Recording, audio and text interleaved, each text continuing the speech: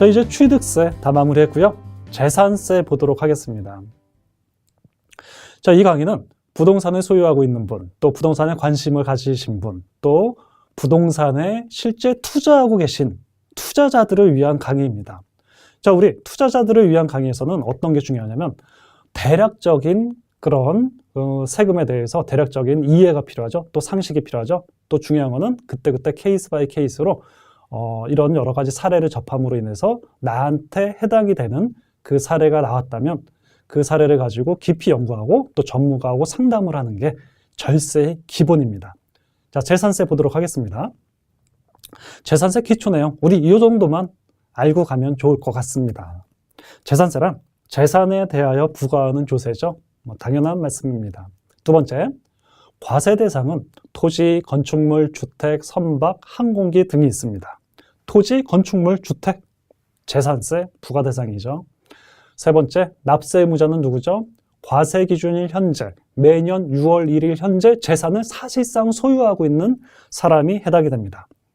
간혹 이런 부동산, 이런 거래에서 실갱이를 목격하기도 합니다. 이 민감한 그 날짜거든요. 어떤 사람은 우리 그 잔금일을 5월 30일에 합시다. 이렇게 주장하고 또 어떤 사람은 6월 2일에 합시다. 주장을 합니다. 왜 그러죠?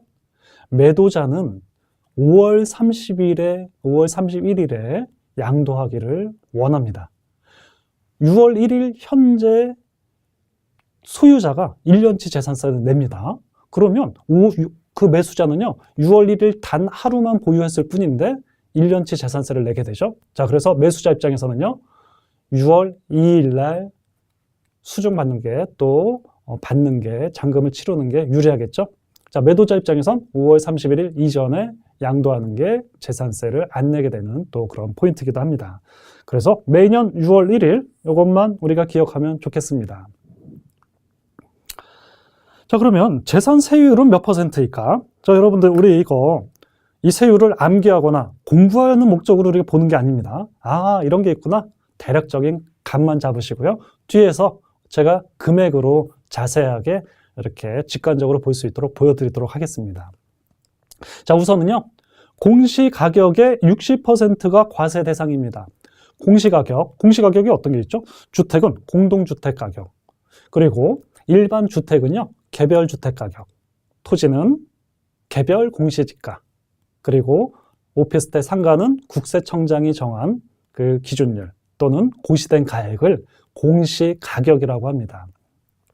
자, 그 공시가격에, 우리 시가가 아니에요. 공시가격에 일단은 60%를 곱하죠. 예를 들어서 공시가격이 10억이다. 그러면 60%에서 과세 표준은 6억이 되는 겁니다. 6억에 0.4%, 그리고 63만 원을 빼죠. 자, 어쨌든 세율은 그 과표의 0.1%, 0.15%, 0.25%, 0.4%가 됩니다. 토지는요, 기타 건축물, 요 토지가 가장 많겠죠? 0.25%입니다. 이 퍼센테이지로 보니까 너무 복잡합니다. 저조차도 이게 몇 %인지 참 이게 암기하기가 쉽지 않아요. 우리는 그 세율을 그냥 찾아보면 되고 미리 또 암기할 필요는 없겠죠. 근데 이 정도만 좀 우리 직관적으로 이해하면 좋을 것 같습니다. 내가 아파트를 가지고 있는데 공시가격이 3억 원입니다. 검색을 해보면 나오겠죠. 국토해양부 사이트에 들어가서 3억 원이면 재산세 얼마 정도 나올까? 제가 계산을 해봤더니 27만 원이 나옵니다. 3억이면 27만 원의 재산세가 나오겠구나. 아파트 공시가격이 5억인 경우 57만 원이 나옵니다. 7억인 경우 105만 원이 나옵니다. 10억인 경우 177만 원이 나오죠. 15억인 경우 537만 원이 나옵니다. 10억에서 15억이 5억이 뛰었을 뿐인데 거의 한 4배 가까이 뛰었죠. 자, 여러분, 이제 재산세 3억이면 27만 원, 5억이면 57만 원, 7억이면 105만 원, 10억이면 177만 원. 이 정도에서 대략 어바웃 감을 잡으시면 되겠죠. 내가 그동안 재산세를 이 정도 내고 있었구나. 자, 다음 보겠습니다.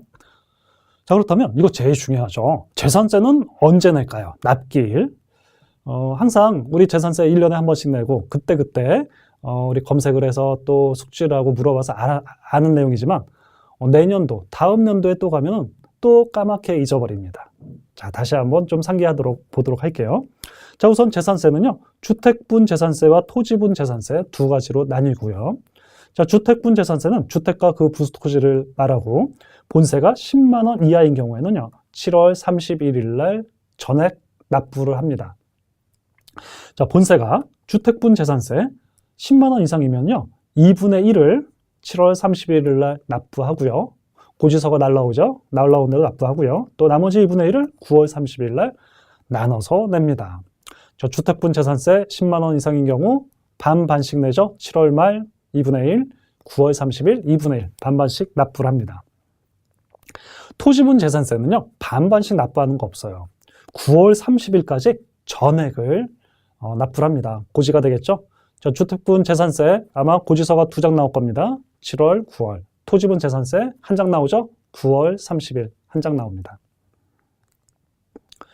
역시 마찬가지로 우리의 관심사는 그렇다면 재산세 절세할 수 있는 감면 규정은 무엇인가? 이게 관심사겠죠?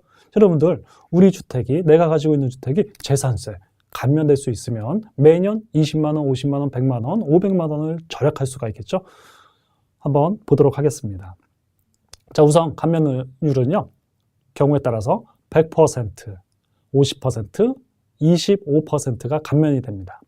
자, 먼저 100% 감면은요, 40제곱미터 이하인 공공주택을 30년 이상 임대하는 자, 임대 목적. 자, 우리 일반인들은 별로 없겠죠? 자, 50% 볼게요. 연면적 또는 전용 면적이 80제곱미터 이하인 경우. 대부분 많이 차지하겠죠? 세 번째, 25% 감면율은 연면적 또는 전용 면적이 60제곱미터 초과하고요. 또 85제곱미터 이하 이렇게 됩니다. 내가 가지고 있는 주택이 또 보유하고자 하는 주택이 여기에 해당된다면 이 요건을 한번 꼼꼼히 검토해 보도록 하죠. 자, 요건이 5가지가 있습니다. 첫 번째, 임대는요, 2주택, 2세대 이상 해야 됩니다. 2주택 이상을 임대해야지 비로소 재산세 감면 요건의 첫 번째가 해당이 됩니다. 두 번째는요, 공동주택, 주거용 오피스텔이죠. 이것만 됩니다. 사업용, 사무용 오피스텔 안 되고요. 상가 안 되고요. 토지에 대한 재산세 감면이라는 것은 없습니다. 오로지 공동주택, 주거용 오피스텔 임대만 해당이 됩니다. 세 번째, 관할 시군구에 임대사업 등록을 합니다. 네 번째, 관할 세무서에 임대사업자 등록을 해야 됩니다. 두 절차를 다 거쳐야 됩니다. 각각 다른 기간이에요. 따로따로 신청을 해야 됩니다. 그리고요, 5번째, 연면적 또는 전용 면적이 85제곱미터 이하여야 되죠. 자, 여러분, 이 5가지 요건이 충족이 된다면 또 할 수 있으면 재산세 감면 신청을 해야겠죠. 자, 몇 가지 보면은요, 맨 밑에 좀 세세한 부분 보면 감면일 이후 임대 호수가 감소되더라도 추징은 안 합니다. 취득세는 추징했죠. 하지만 재산세는 추징을 안 합니다. 추징을 안 합니다. 2채를 임대하다가 1채를 양도했어요. 그러면 과거에 그 감면받았던 재산세 다시 돌려내야 되냐? 그건 아니라는 거죠. 자, 두 번째, 임대사업 등록 후 취득 등록은 취득 후 60일 이내에 하면 됩니다. 자, 여기 세 번째 보겠습니다. 취득세는요, 최초 분양 취득만 취득세 감면이 됐죠. 반면에 재산세는요, 최초 분양이라는 단어가 없습니다. 매도자한테 일반 부동산을 사도 재산세 감면 신청이 가능합니다.